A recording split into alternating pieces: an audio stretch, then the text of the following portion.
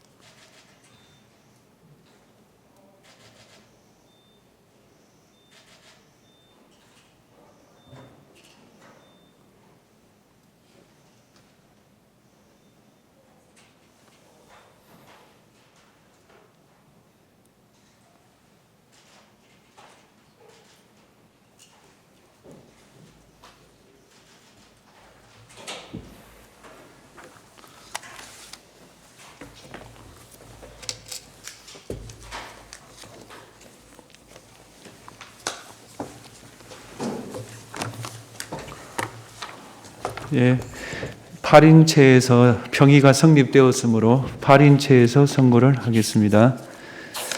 2024 헌가 12, 헌바 287, 재청법원 대법원, 재청신청인 김현수. 이 사건은 국가유공자 등 예우 및 지원에 관한 법률에 의해 보상을 받을 유족 중 같은 순위자인 자녀가 2명 이상인 경우 자녀 간 협의에 의해 자녀 중 1명을 지정한 경우에는 그 자녀를 선순위 유족으로 하는 조항, 협의로 지정된 자녀가 없는 경우 국가유공자를 주로 부양한 자녀를 선순위 유족으로 하는 조항, 3. 협의로 지정되거나 주로 부양한 자녀가 없는 경우 나이가 많은 자녀를 선순위 유족으로 하는 조항에 관한 것입니다. 1. 협의 지정 조항은 당해 사건에 적용되지 않으므로 위 조항에 대한 심판 청구는 재판의 전제성이 인정되지 아니하여 부적법합니다. 2. 부양자 우선 조항이 규정하는 주로 부양한 자녀는 국가유공자의 생애 기간 전체를 기준으로 국가유공자의 연령, 재산과 소득, 자녀의 부양의 내용과 기간 등을 종합적으로 고려할 때 그 자녀에게 선순위 유족의 지위를 부여하는 것이 정당화될 수 있을 정도로 높은 수준으로 국가유공자를 부양하였다고 인정되는 자녀를 의미하므로 명확성 원칙에 위반되지 않습니다.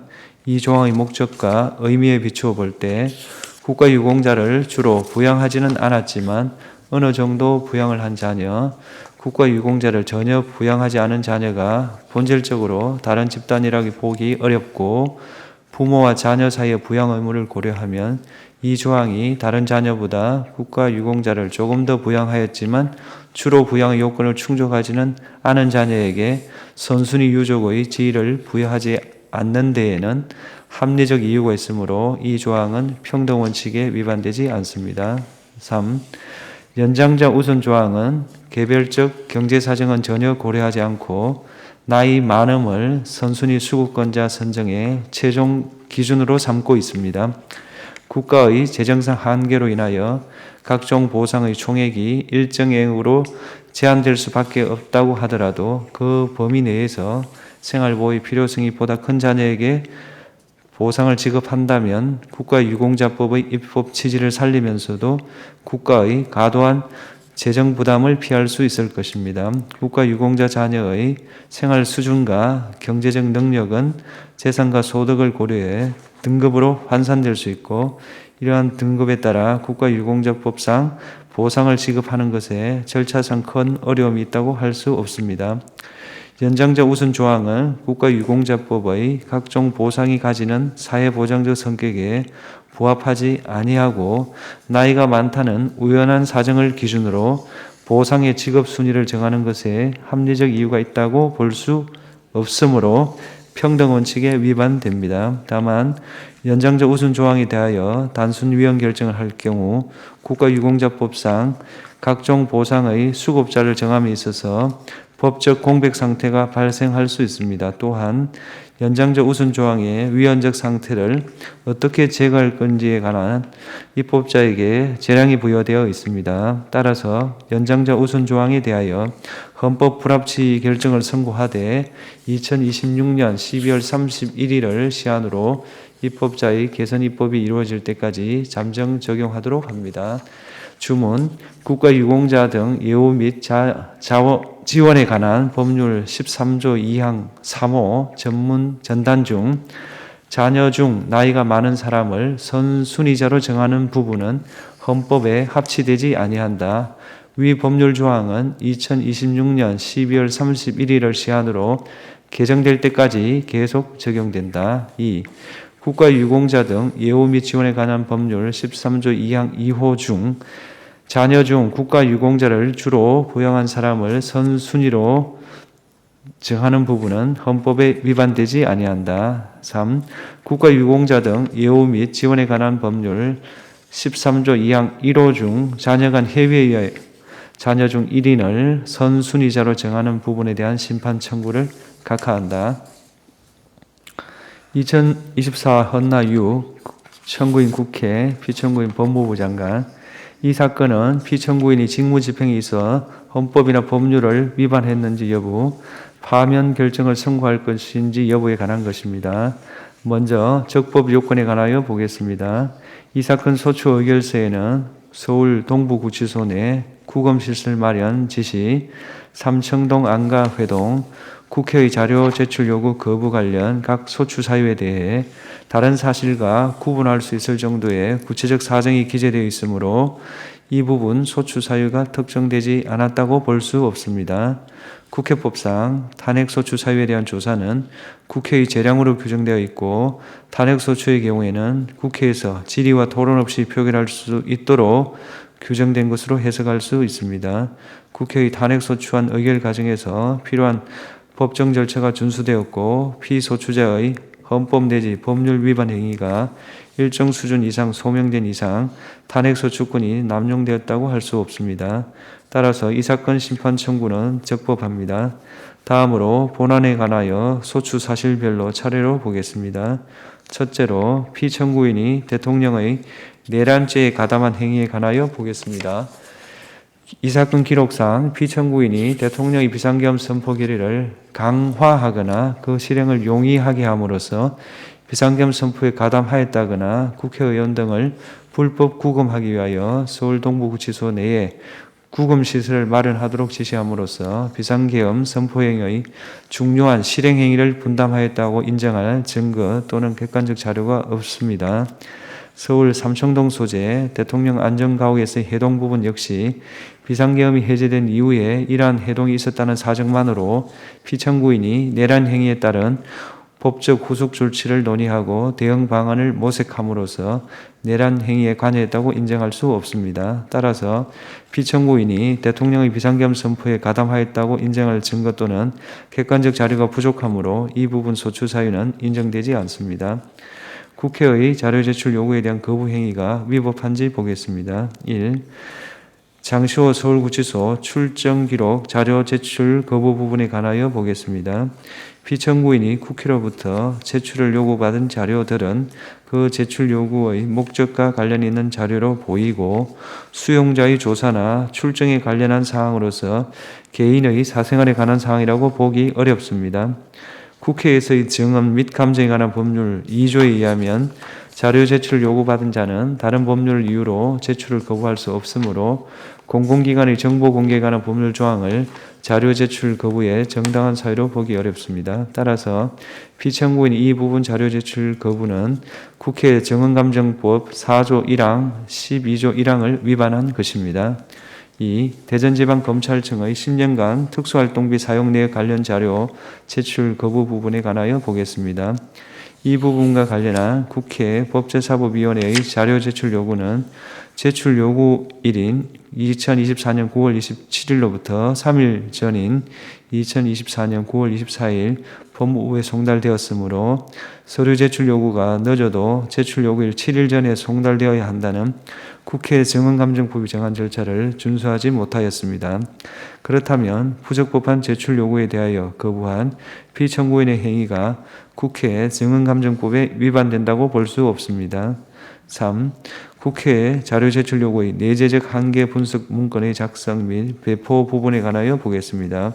피청구인이 국회의 자료 제출 요구의 내재적 한계 분석 문건을 작성하고 이를 국회의원실에 배포한 사실은 인정되나 이와 같은 문건을 작성 배포한 행위만으로 국회의 특정한 자료 제출 요구를 거부한 행위로 평가할 수는 없습니다. 그렇다면 이 부분 소추 사실은 국회 증언감정법이나 헌법, 정부조직법, 행정기본법 위반에 해당하지 않습니다. 국회 본회의 중 퇴장 행위가 헌법과 법률을 위반하였는지 여부에 관하여 보겠습니다. 당시 피청구인은 법률안에 대한 제2요구의 이유를 설명하기 위해 자발적으로 국회 본회의에 출석하였으므로 국회의 국무위원에 대한 출석 답변 요구를 전제로 하는 헌법 62조 2항 위반이 성립될 여지는 없습니다. 또한 이 사건 기록에 의하면 당시 국회 본회의에서는 제2요구된 법률안에 대하여 질의 토론 없이 바로 표결을 하였고 피청구인은 표결이 시작된 후 퇴장하였으므로 피청구인의 행위가 국회법 93조를 위반하여 국회의 안건심의권을 침해하였다고 볼 수 없습니다. 국무위원이 국회 본회의에서 표결이 마감될 때까지 퇴장해서는 안 된다는 법령상 의무는 없으므로 피청구인의 행위가 국가공무원법상 법령 준수 의무나 성실 의무를 위반하였다고 보기도 어렵습니다. 마지막으로 피청구인을 파면할 것인지에 관하여 보겠습니다.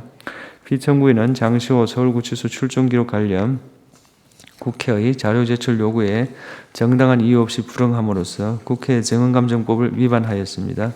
그러나 국회로부터 요구받은 자료의 범위가 방대하여 피청구인으로서는 무분별한 자료 공개에 대해 우려하였을 수 있고 피청구인은 사후적으로나마 현장 검증을 통해 일부 관련 자료를 위원들에게 열람하게 하였으며 일부 위원들에게는 문제된 자료를 개별적으로 보고하기도 하였습니다.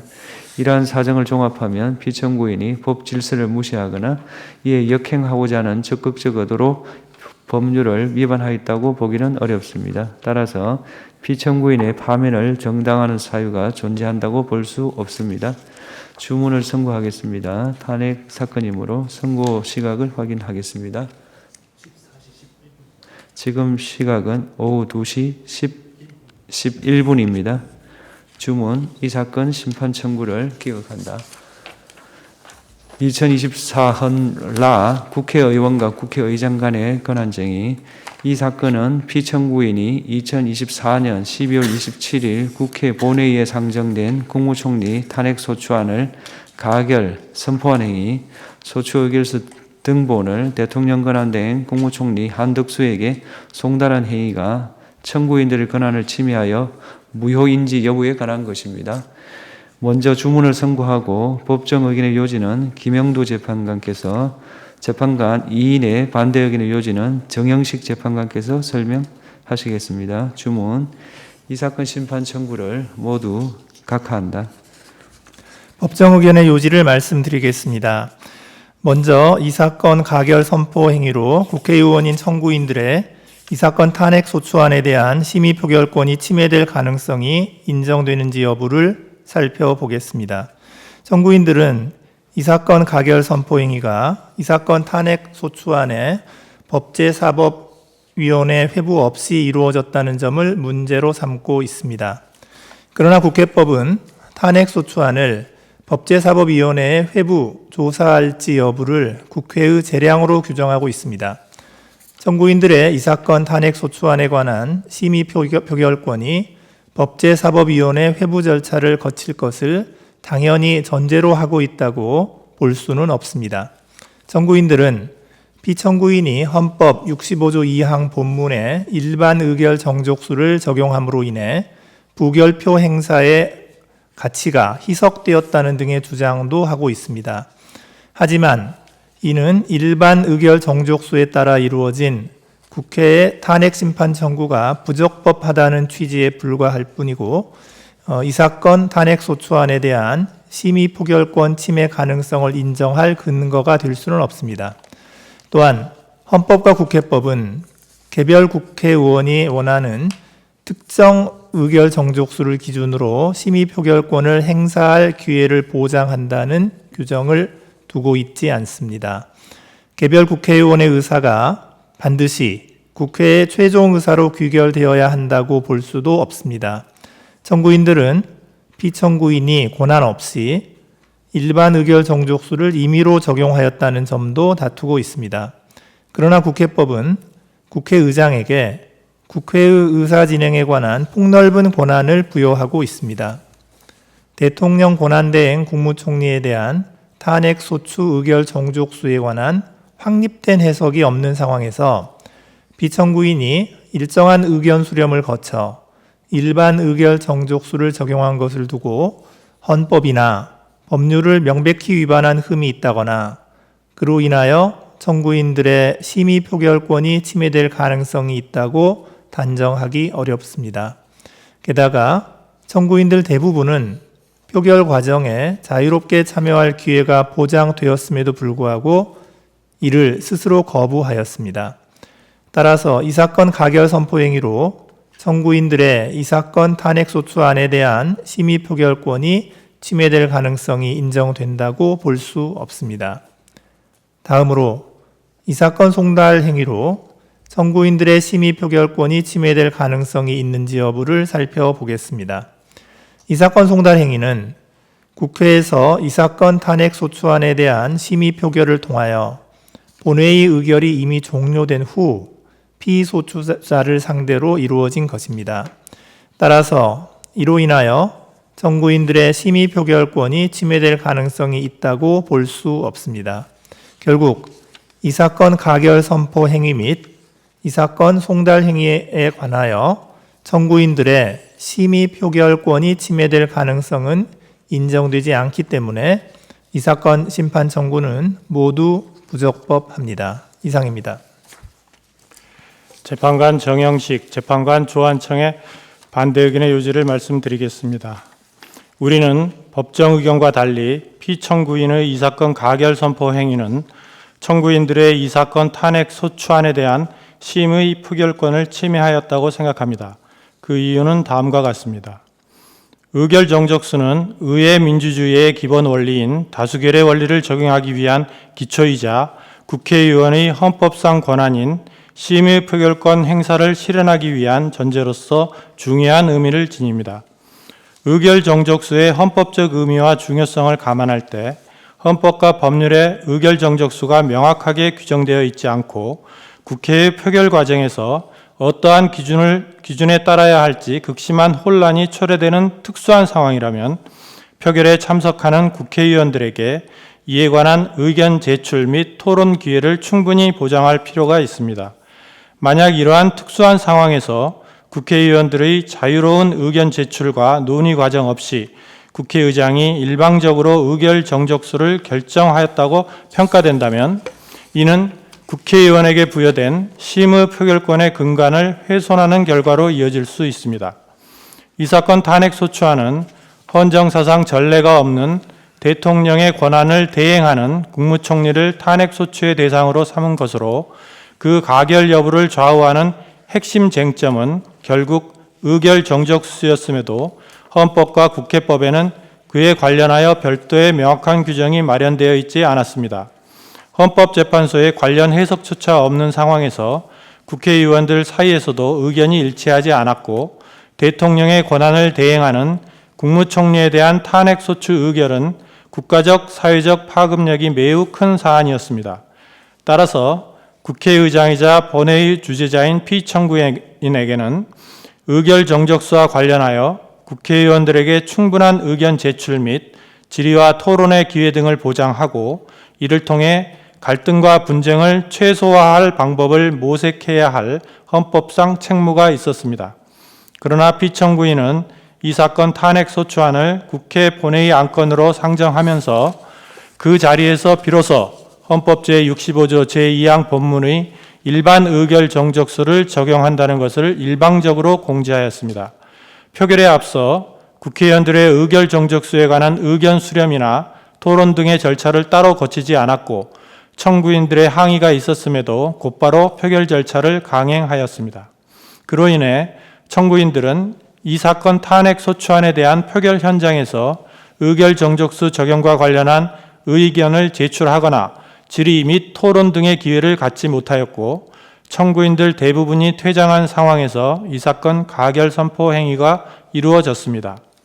결국 이 사건 가결 선포 행위는 실질적 토론을 전제로 하는 헌법상 다수결의 원리 및 국회 의결 절차에서 회의 주재자의 중립성을 엄격하게 요구하는 헌법 제49조와 이를 바탕으로 하는 의회 민주주의의 원리를 위반한 것입니다. 그렇다면 피청구인의 이 사건 가결 선포 행위는 청구인들의 이 사건 탄핵 소추안에 대한 심의 표결권을 침해하였다고 할 것입니다. 이상입니다. 네, 2019 헌바 519 청구인 이효영. 이 사건은 법원의 제출 명령에 따라 알게 된 거래 정보 등을 목적 외 용도로 이용하는 것을 금지하는 금융실명거래 및 비밀 보장에 관한 법률 조항, 개인정보 처리자로부터 제공받은 개인정보를 목적 외 용도로 이용하는 것을 금지하는 개인정보보호법 조항에 관한 것입니다.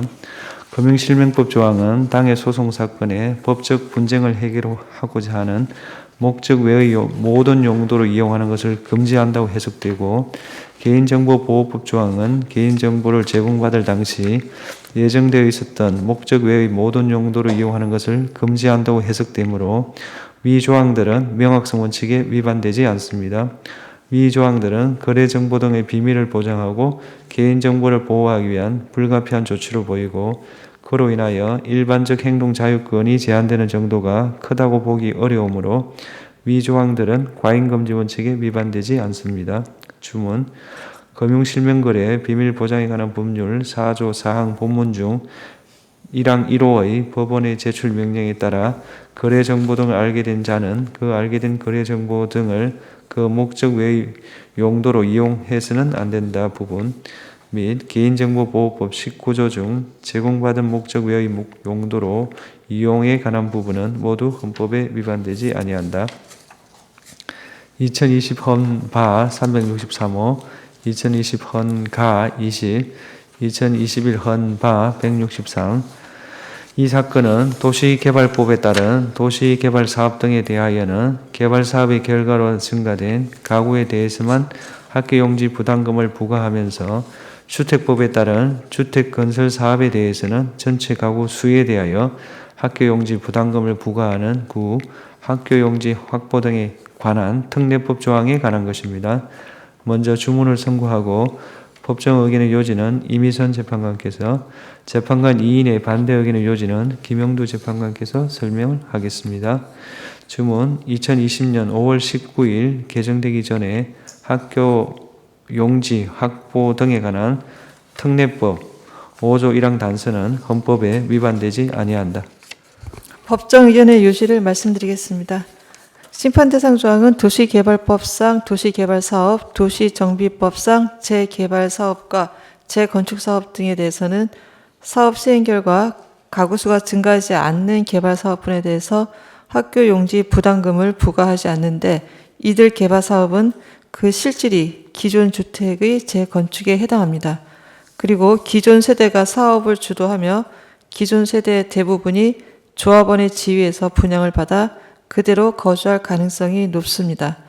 반면에 주택법에 적용을 받는 주택건설 사업은 사업 주체가 택지를 매입하여 신규 주택을 건설하고 공급하는 사업으로서 기존 세대와 무관하게 신규 주택의 건설 공급을 내용으로 하는 사업이고, 따라서 사업 시행 이후 기존 세대가 이전하고 인구가 새로 유입되는 상황을 예전하고 있습니다.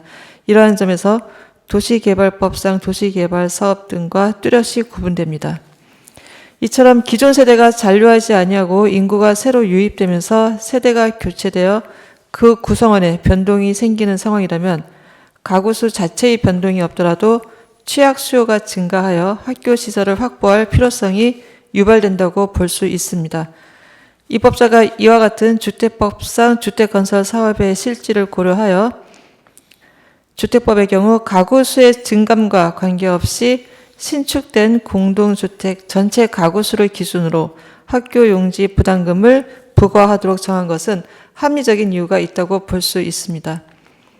시행 방식에 따라서는 학교 시설을 확보할 필요성이 유발되지 않는 경우도 있을 수 있는데, 이러한 경우에는 개별 사안에서 학교 용지 부담금 부과 처분이 재량권을 일탈 남용하여 위법한지 여부를 심사함으로써 구체적 타당성을 도모할 수 있습니다.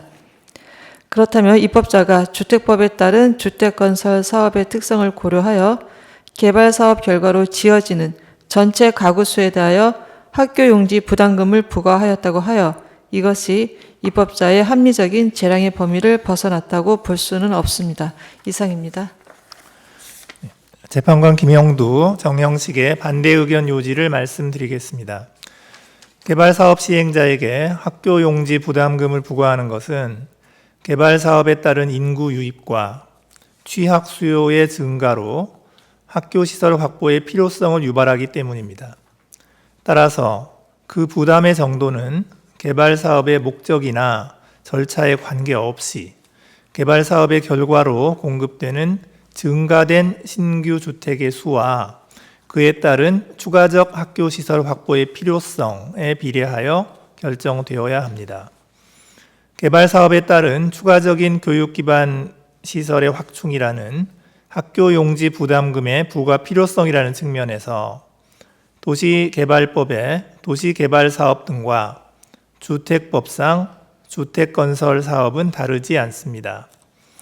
그럼에도 불구하고 심판대상 조항이 도시개발법의 도시개발사업 등에 대하여는 개발사업에 의하여 증가된 가구 수에 대해서만 학교용지 부담금을 부과하면서 주택법상 주택건설 사업에 대해서는 기존에 비하여 가구 수가 증가하지 않은 개발사업분에 대해서까지 학교용지 부담금을 부과하는 것은 학교시설 확보의 필요성을 유발하는 정도와 무관한 불합리한 차별로서 헌법상 평등 원칙에 위반됩니다. 또한 주택법상 주택건설 사업은 주택건설 사업 계획의 승인을 받기 위하여 주택건설 대지의 소유권을 먼저 확보하여야 하는데 그 대지에 기존의 노후 불량 건축물이 밀집하여 있었던 경우에는 개발사업 시행 결과 가구 수가 오히려 감소하는 사례도 존재합니다. 그렇게 되면 취약 수요는 사업 시행 후에 오히려 더 감소할 수 있는데 심판 대상 조항으로 인하여 이러한 경우까지 학교 용지 부담금을 납부하여야 하는 불합리마저 발생합니다. 이상입니다. 2021 헌바 123호, 2021 헌바 173호.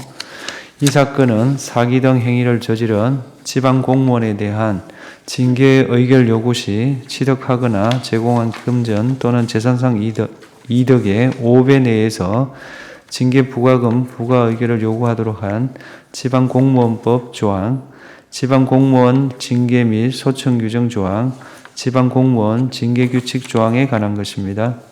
지방공무원법은 징계부과금, 부과처분 주체, 부과의 사유, 상한 등에 관한 핵심적 내용을 법률로서 규율하고 있고 이 사건 법률 조항은 징계 사유인 금품 비위행위의 태양을 세분화하여 규정하고 있는 바 법률 유보 원칙에 위반되지 않습니다.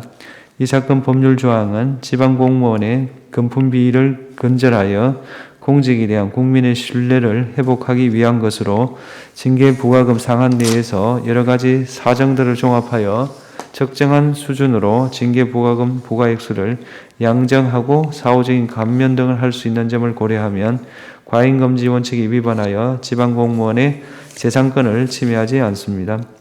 소청 규정, 징계규칙 조항은 대통령령, 행정안전부령으로서 헌법재판소법 68조 2항에 의한 헌법소원 청구의 대상이 될 수 없습니다. 이에 대한 심판 청구는 부적법합니다.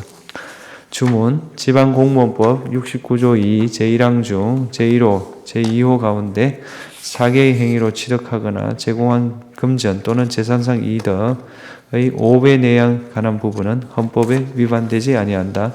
청구인들의 나머지 심판 청구를 모두 각하한다.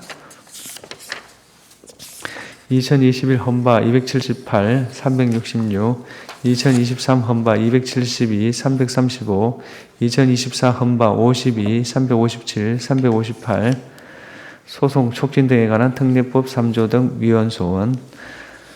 이 사건은 고정적 법정 이유를 규정하고 있는 민법, 상법, 금전채무 이행을 명하는 판결에 적용되는 법정 이율의 이율과 적용 범위를 규정하고 있는 소송 촉진 등에 관한 특례법 조항, 소송 촉진 등에 관한 특례법 3조 1항 본문의 법정 이율에 관한 규정에 관한 것입니다.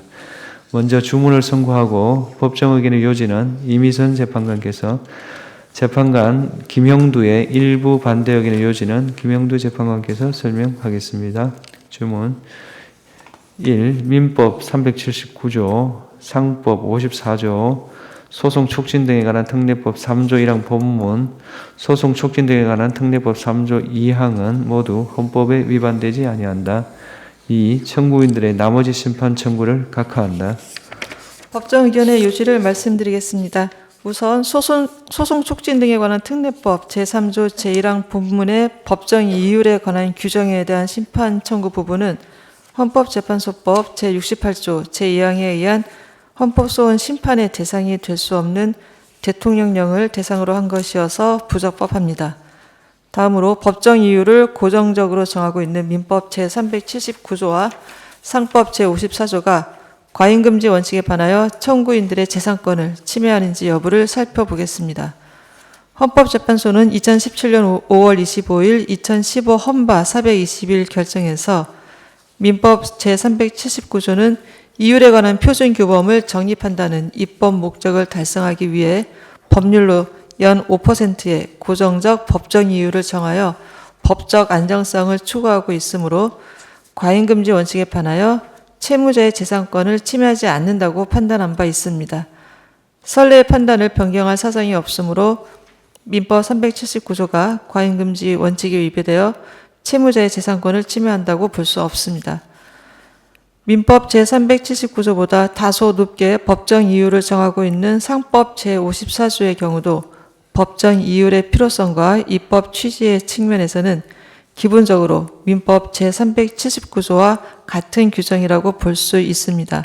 따라서 상법 제54조에 대한 판단에 있어서도 2015 헌바 421 결정 이유를 그대로 적용할 수 있으므로 과잉금지 원칙에 위배되어 채무자의 재산권을 침해한다고 볼 수 없습니다.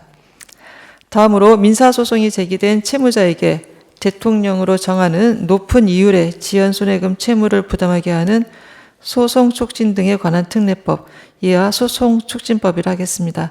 제3조 제1항 본문이 과잉금지 원칙에 반하여 청구인들의 재산권과 재판받을 권리를 침해하고 소고당한 채무자와 그렇지 않은 채무자를 차별하여 평등 원칙에 위배되며 포괄 위임금지 원칙에 위배되는지 여부를 살펴보겠습니다. 소송촉진법 제3조 제1항 본문은 소송 지연과 상소권 남용을 막고 사실심 판결 선고 후 채무의 신속한 이행을 확보하기 위한 것으로서 목적의 정당성과 수단의 적합성을 인정할 수 있습니다. 소송촉진법 제3조 제2항은 채무자가 그 이행 의무의 존재 여부나 범위에 관하여 항쟁하는 것이 타당하다고 인정되는 경우에는 높은 법정 이율의 적용 시점을 사실심 판결 선고일까지 미룰 수 있도록 하여 채권자와 채무자의 이해를 조정하는 장치도 마련하고 있습니다.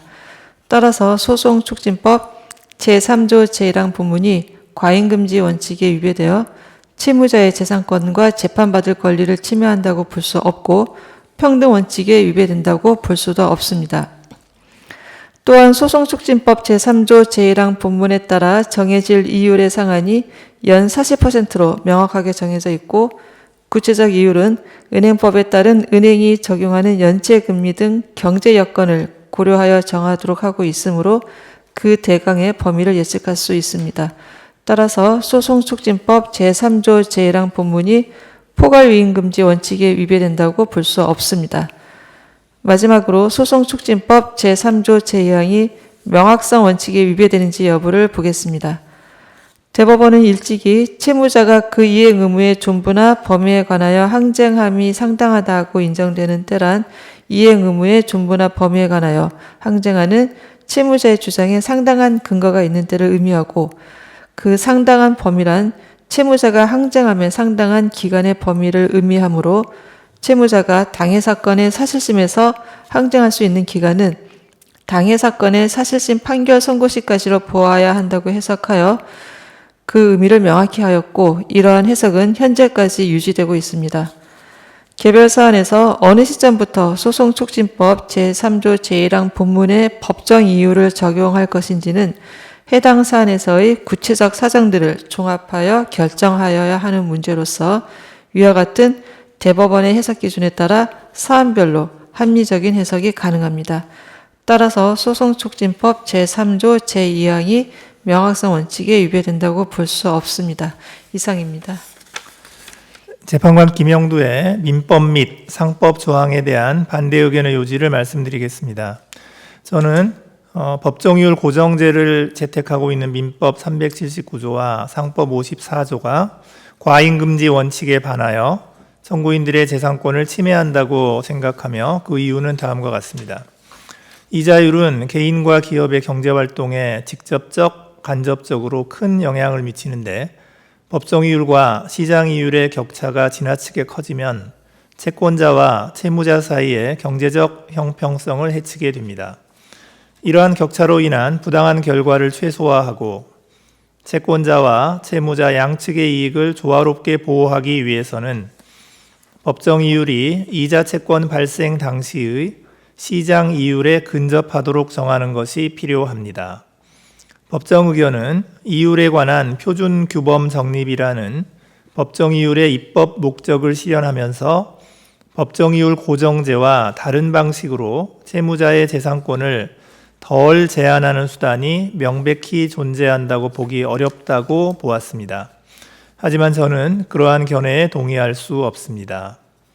법정이율을 고정적으로 유지하는 대신 경제 상황이나 금융시장의 금리 변동에 따라 법정이율을 일정한 주기마다 일정한 기준에 따라 조정하는 법정이율 변동제를 도입하면 법정이율의 급격한 변동을 막고 예측 가능성을 확보하면서도 법정이율이 시장 금리에 맞춰 조정되므로 채권자와 채무자 사이의 경제적 형평성을 높일 수 있고 채무자의 재산권도 덜 제한됩니다. 법정이율 고정제를 유지할 경우 법정이율과 시장이율의 격차가 지나치게 커지면 채권자와 채무자 사이의 경제적 형평성을 해치게 되고 이는 법정이율 고정제를 유지함으로써 얻을 수 있는 공익을 훨씬 상회합니다. 따라서 앞서 본 법정이율 규정의 입법 목적을 달성하기에 가장 적절하고 채권자와 채무자의 재산권에 대한 제한을 최소화할 수 있는 최선의 방법은 법정이율 변동제라고 할 수 있습니다. 이와 달리 법정이율 고정제를 채택하고 있는 민법 379조와 상법 54조는 과잉금지 원칙에 반하여 채무자인 청구인들의 재산권을 침해합니다. 이상입니다. 밑에는 아닐 거예요. 헌법 불합치. 2021 헌바 329 청구인 김경훈. 이 사건은 감염병 예방을 위해 내려진 격리 조치를 위반한 감염병 의심자를 처벌하도록 규정하고 있는 감염병 예방 및 관리에 관한 법률 조항에 관한 것입니다. 먼저 주문을 선고하고 재판관 4인의 합헌 의견의 요지는 정정미 재판관께서, 재판관 4인의 위원 의견의 요지는 이미선 재판관께서 설명하겠습니다. 주문, 감염병의 예방 및 관리에 관한 법률 79조의 3, 5호 중 49조 1항 14호에 따른 격리 조치를 위반한 자에 관한 부분은 헌법에 위반되지 아니한다. 재판관 문영배, 김형두, 정정미, 정형식의 합헌 의견의 요지를 말씀드리겠습니다. 감염병의 전파와 확산으로부터 국민의 건강과 생명을 보호하기 위해서는 전문적 판단 재량을 가진 방역 당국이 선제적이고 적극적으로 예방 조치를 취함으로써 대응할 필요가 있습니다. 이 조항은 격리 조치를 위반한 감염병 의심자를 처벌함으로써 감염병 예방을 위한 격리 조치의 실효성을 담보하기 위한 것입니다. 이러한 제재를 가하지 않는다면 감염병 의심자가 격리 조치를 위반하고 자유롭게 이동하면서 타인과 접촉하여 감염병이 급속하게 확산될 위험이 있습니다. 과태료 등 행정상 제재 수단만으로는 형사처벌을 대체할 정도의 위화력을 기대하기 어렵습니다. 감염병 의심자의 감염 여부나 감염병 전파 여부와 같이 사후적으로 드러나는 사정에 따라 가벌 대상을 일일이 구분하여 구체화하기는 어렵고, 그러한 사정은 수사 또는 재판 과정에서 충분히 고려되어 판단될 수 있습니다. 이 조항에 따른 처벌 대상인 감염병 의심자의 범위가 일정하게 제한되어 있고, 격리 조치의 이행을 강제할 공중보건상의 필요성도 큽니다. 이상의 사정을 고려하면 이 조항이 과잉금지 원칙에 반하여 청구인의 신체의 자유를 침해한다고 볼 수 없습니다. 이상입니다. 재판관 이미선, 재판관 김복형, 재판관 조한창, 재판관 정계선의 위원 의견의 요지를 말씀드리겠습니다. 감염병 의심자라고 하여 감염병 전파의 위험성이 모두 동일하다고 할 수 없고, 이미 감염병 병원체를 보유하였거나 그렇다고 의심되는 감염병 환자 등과 그와 단순히 접촉하였거나 접촉이 의심될 뿐인 감염병 의심자는 감염병 전파의 위험성에 있어 분명한 차이가 있습니다. 격리조치 위반 행위도 구체적인 태양에 따라 감염병을 전파할 위험이 있다고 보기 어려운 경우도 있을 수 있습니다.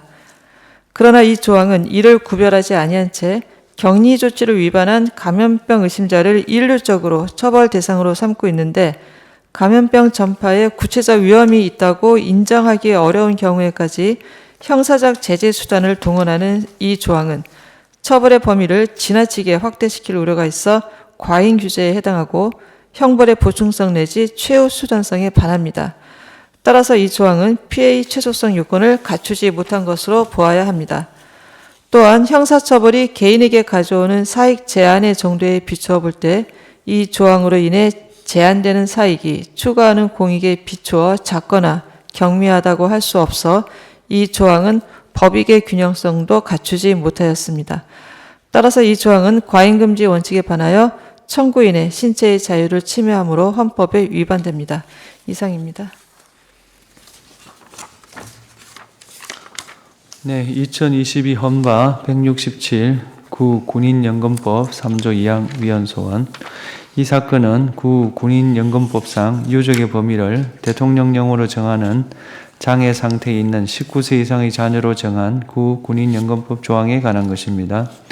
유족에 해당하기 위한 요건인 장애 상태는 그 종류의 정도가 다양하여 탄력적 규율이 요구되므로 구체적인 기준과 범위를 대통령령에 위임할 필요성이 인정됩니다.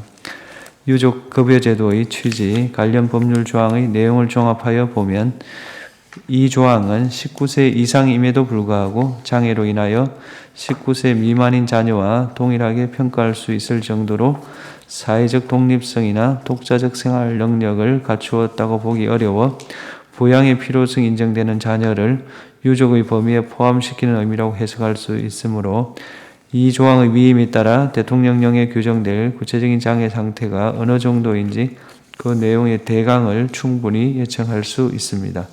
따라서 이 조항은 포괄위임 금지 원칙에 위배되지 않습니다.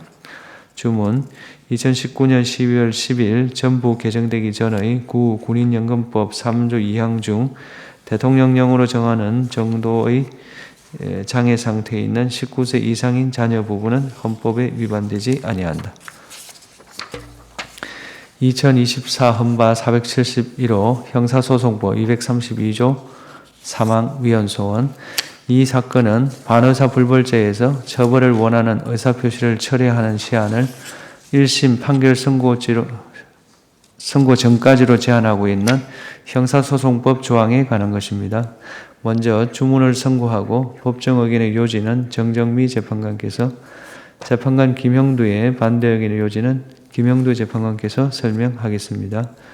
주문, 형사소송법 232조 3항 중 232조 1항을 준용하는 부분은 헌법에 위반되지 아니한다. 법정 의견의 요지를 말씀드리겠습니다.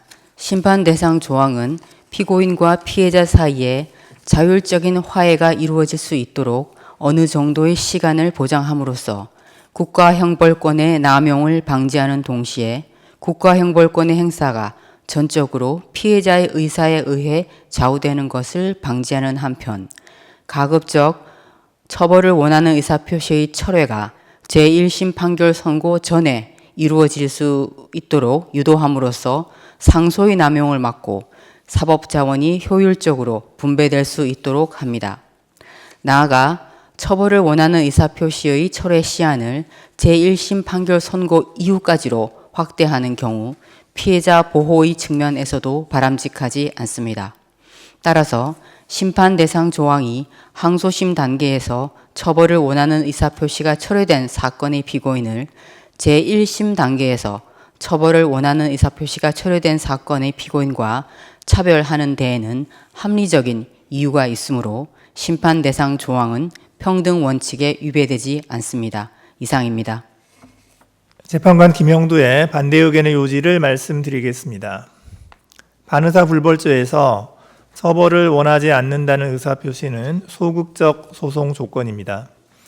그런데 심판 대상 조항은 피해자가 처벌을 원하지 않는다는 명시적 의사표시, 즉 소극적 소송 조건이 존재함에도 불구하고 가해자를 처벌하도록 규정되어 있으므로 불합리합니다. 또한 심판 대상 조항은 1심 판결 선고 이후에 당사자들이 범죄로 인한 갈등을 실질적으로 해결하는 데 도움이 되지 않습니다. 피해자가 처벌을 원하는 의사표시를 철회한 시점이 1심 판결 선고 이후라는 이유만으로 피고인에 대하여 불필요한 형사 절차를 이어나가는 것은 형사정책의 유연성과 효율성을 저해합니다. 처벌의 필요성이 없어진 피고인에 대하여 공판 및 집행 절차 등에 걸쳐 사법자원을 계속하여 투입하는 것은 사법자원의 낭비라고 할 수 있습니다. 현행 제도 하에서도 피해자의 처벌 불원 여부는 양형의 중요한 요소에 해당하므로 1심 판결 선고 이후에도 피해자를 상대로 합의를 요구하는 경우가 대부분입니다. 처벌을 원하는 의사표시의 철회 시한을 형사 절차가 종료되어 확정될 때까지로 확장하는 것이 사법자원의 효율적 분배에 도움이 될 것입니다. 따라서 심판 대상 조항은 1심 판결 선고 전에 처벌을 원하는 의사표시가 철회된 피고인에 비하여 항소심 이후 단계에서 처벌을 원하는 의사표시가 철회된 사건의 피고인을 합리적 이유 없이 차별하고 있으므로 평등 원칙에 위배되어 헌법에 위반됩니다. 이상입니다. 2020 헌마 1437호 1611호 도로교통법 시행규칙 16조 1항 별표구 위헌 확인 청구인 강주형 외 355명. 이 사건은 일반 도로에서 이륜 자동차와 원동기 장치 자전거가 통행할 수 있는 차로를 오른쪽 차로만으로 규정하고 있는 구 도로교통법 시행규칙 조항에 관한 것입니다. 먼저 주문을 선고하고 법정 의견의 요지는 정형식 재판관께서, 재판관 2인의 반대 의견의 요지는 김영두 재판관께서 설명하겠습니다. 주문, 이 사건 심판 청구를 모두 기각한다. 법정 의견의 요지를 말씀드리겠습니다. 이륜 자동차 등의 재원 및 성능에 기초한 독특한 주행 특성은 승용 자동차 등의 주행 특성과 상당한 차이가 있는 바, 심판 대상 조항은 일반 도로 차량들의 능률적인 운행과 원활한 교통소통 및 이에 따른 교통 안정성을 확보하는 데 기여하는 점, 이륜 자동차 등이 일반 도로의 모든 차로를 자유로이 통행하는 것을 허용한다면 교통사고 발생 확률을 높여 교통 안정성을 저해할 가능성이 상당한 점 등을 고려할 때 심판 대상 조항은 과잉금지 원칙을 위반하여 청구인들의 통행의 자유, 일반적 행동의 자유를 침해하지 않습니다. 이상입니다. 재판관 김영두, 재판관 정계선의 반대 의견의 요지를 말씀드리겠습니다. 우리는 법정 의견과 달리 이 사건 심판 대상 조항이 과잉금지 원칙을 위반하여 청구인들의 통행의 자유를 침해한다고 생각합니다. 그 이유는 다음과 같습니다. 첫째, 이륜 자동차 등은 2개의 바퀴로 주행하기 때문에 미세한 노면 변화와 맨홀 뚜껑에도 균형을 유지하기 쉽지 않습니다.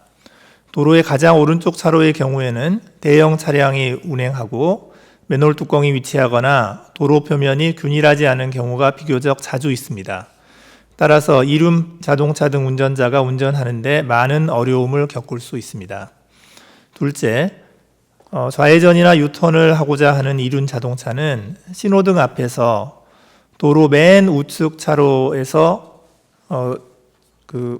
운행하다가 신호등 앞에서 무리하게 맨 왼쪽 차로로 차선 변경을 해야만 합니다.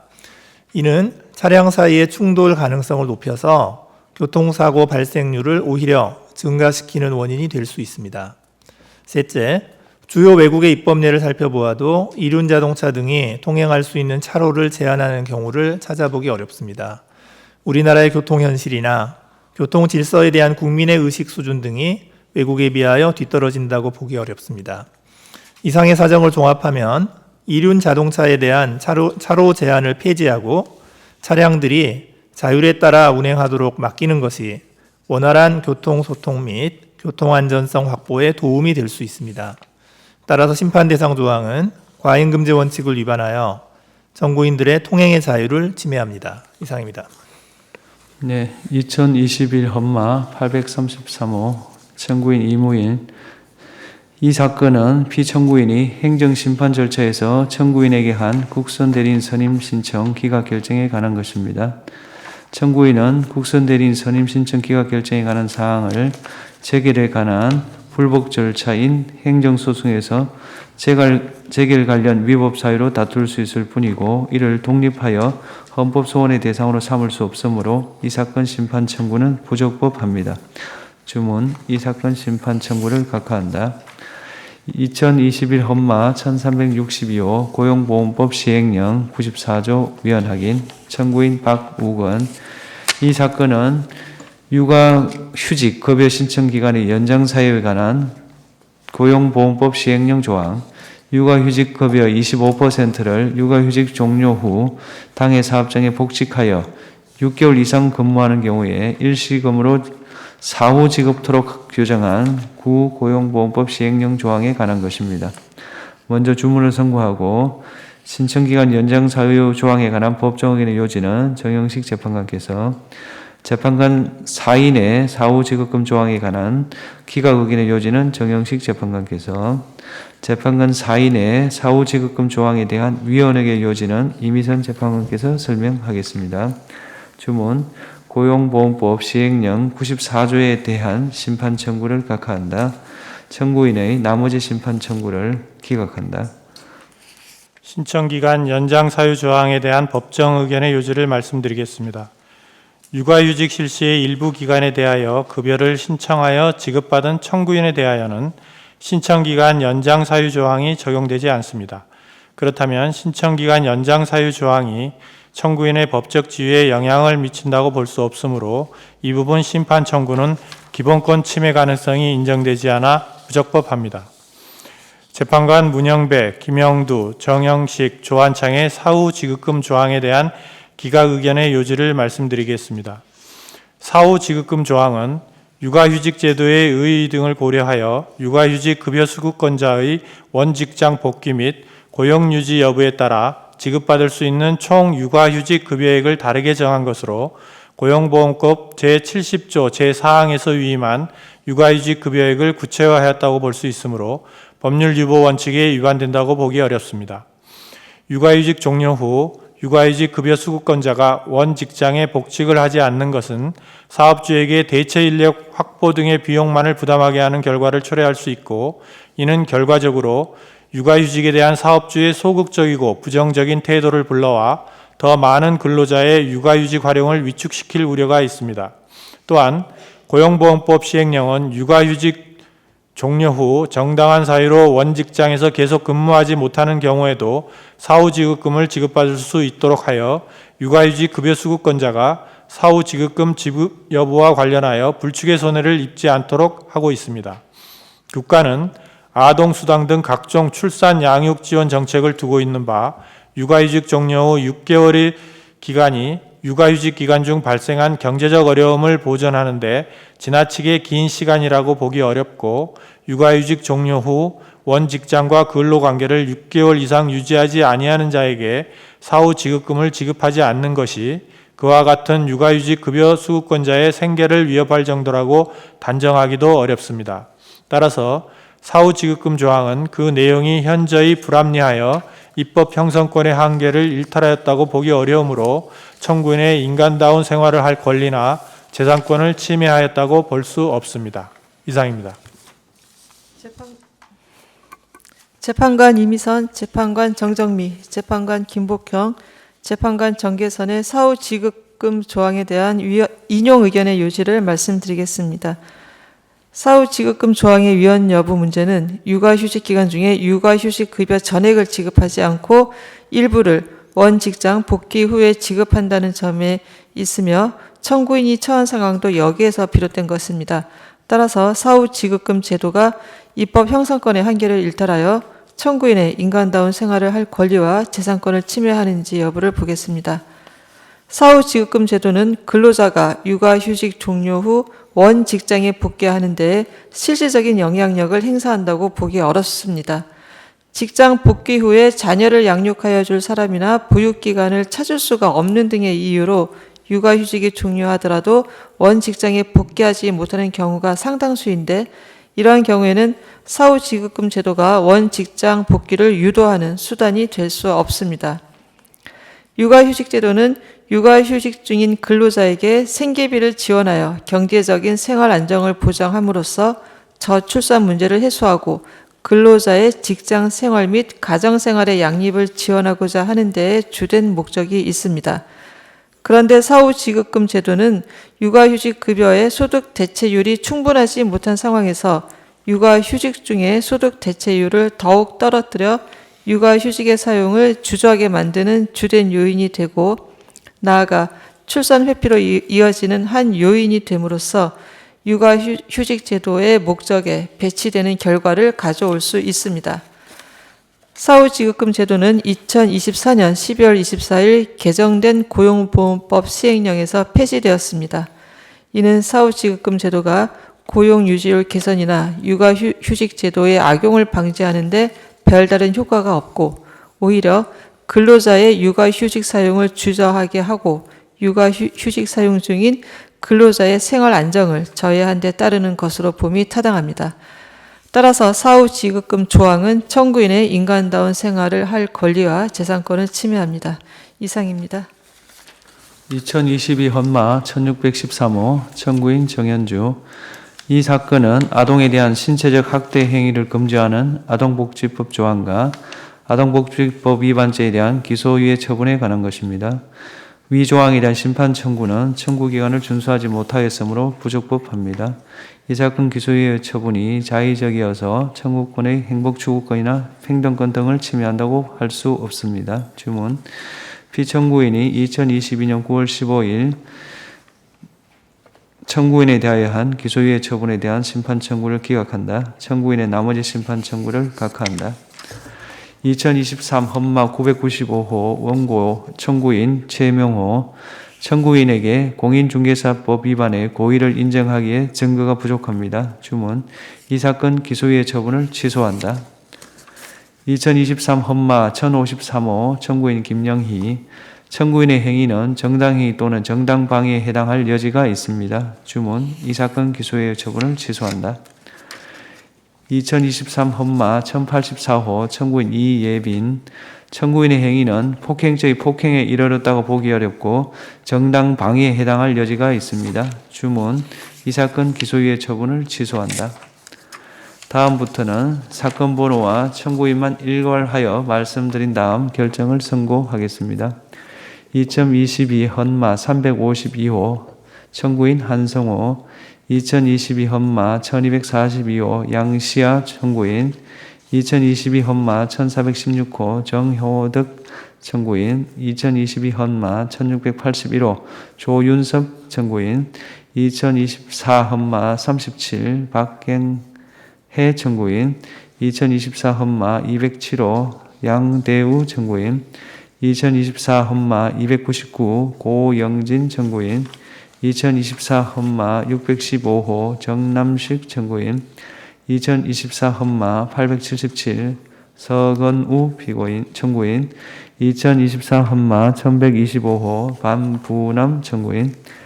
이 사건들은 기소유예 처분 또는 불기소 처분의 취소를 구하는 사건으로 해당 처분으로 청구인들의 기본권이 침해되었다고 볼 수 없으므로 청구를 기각합니다. 예, 이상 선고를 마치겠습니다.